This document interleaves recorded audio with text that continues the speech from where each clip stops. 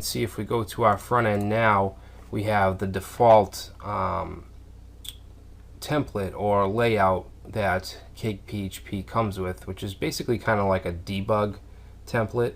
You can see the queries we make down here, things like that.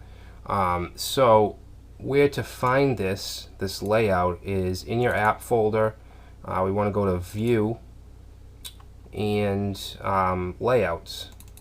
Alright, so if you remember, we created the Jobs folder here, the Jobs view. Well, actually, it's a folder that will hold many views. We have our index, which we did in the last video. But if we go to Layouts and Default, this is actually where that layout is coming from. This is where the head goes, the HTML head. This is where you can include scripts and CSS, things like that. You can see we have a header, a content area, and a footer area where we can use variables like cake version, which will give us the latest version of cake.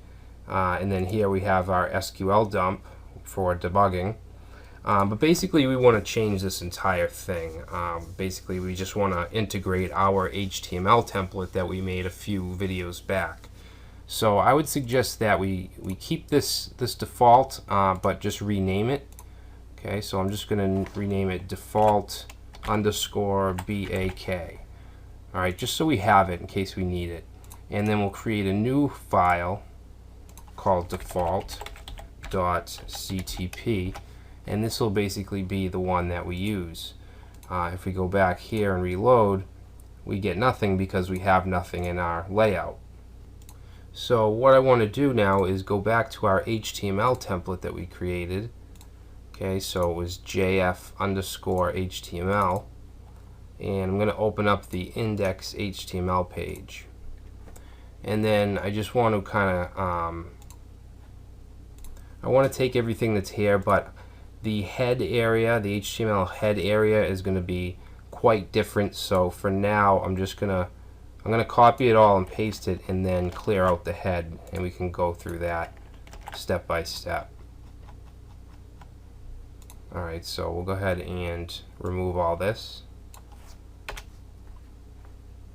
Now we should, if we save this, we should see all this static content.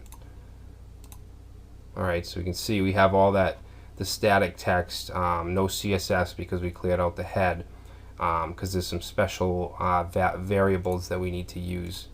So in the head area, I'm actually going to open the original layout as well so we can see. Now we can use most of this. Alright, so I'm going to grab this here, copy it, and we can actually close out this index HTML file and paste that in here. And basically this is just giving us our character set. Alright, just a special way that we can use the HTML helper to do that.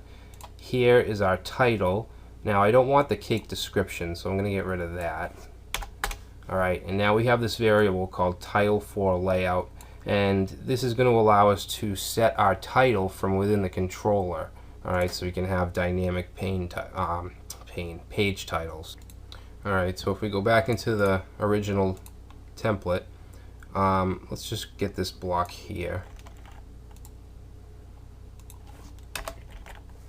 Alright, so first we have, we're using the HTML helper to get the favicon if we're using one. This is a call to the cake.generic CSS file. So this is how you can include CSS files using the HTML helper. So I'm actually going to change this. We don't need this cake generic. Alright, so let's get that out of there. And I want to load two style sheets that we have for our template. Well, we're going to actually load a lot of style sheets for our Kickstart framework, but these are all included in the kickstart.css. So we really only need to include Kickstart and our style, which is in the root. Alright, so in here we just want to put the name of the file, so it's going to be Kickstart, Alright, and I'm going to copy this, and we also want style. Now we're also going to want to include some JavaScript. Alright, so that we can also use this HTML helper. Okay, except instead of CSS, it's going to be script.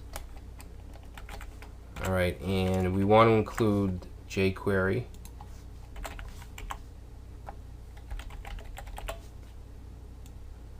And also the Kickstart script.